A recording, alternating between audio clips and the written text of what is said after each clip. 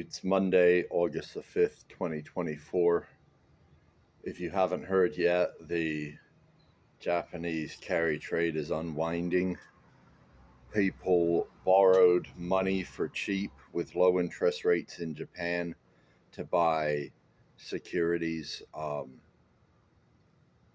and assuming the Japanese bank would always have easy money policy because Japan's supposedly been in this deflationary spiral, and apparently deflation is so bad that these quote economists think they need to fight it.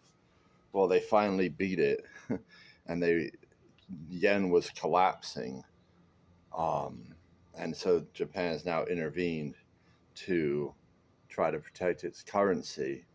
And so now all these people, and so it's raised rates, and now all these people are getting nervous. So the yen is rising against the dollar, and everyone's selling securities to pay back debt in Japan.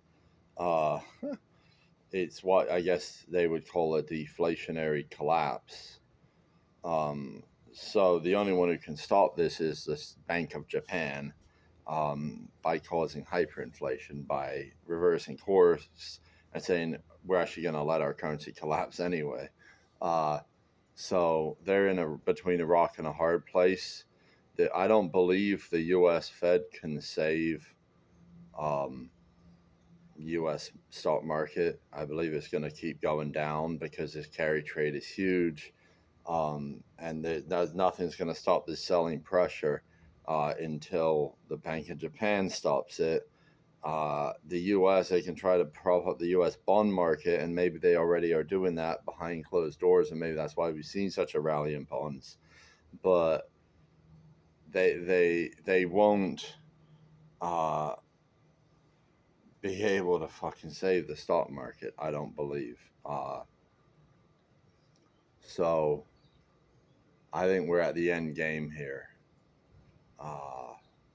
I think it's going to be real interesting watching this play out.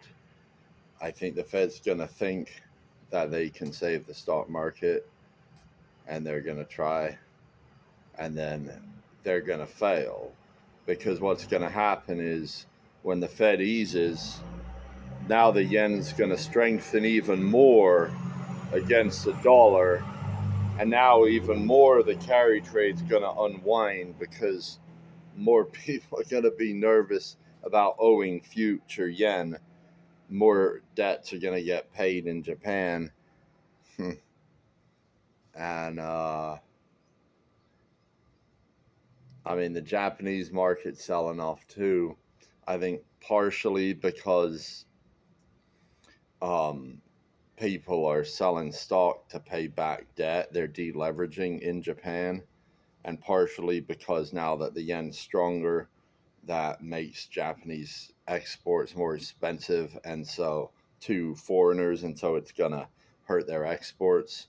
I think it's a combination of those things. I don't think either of those things can be unwound without the Bank of Japan, because that's the problem with Keynesian economics. You create a dependency on cheap money.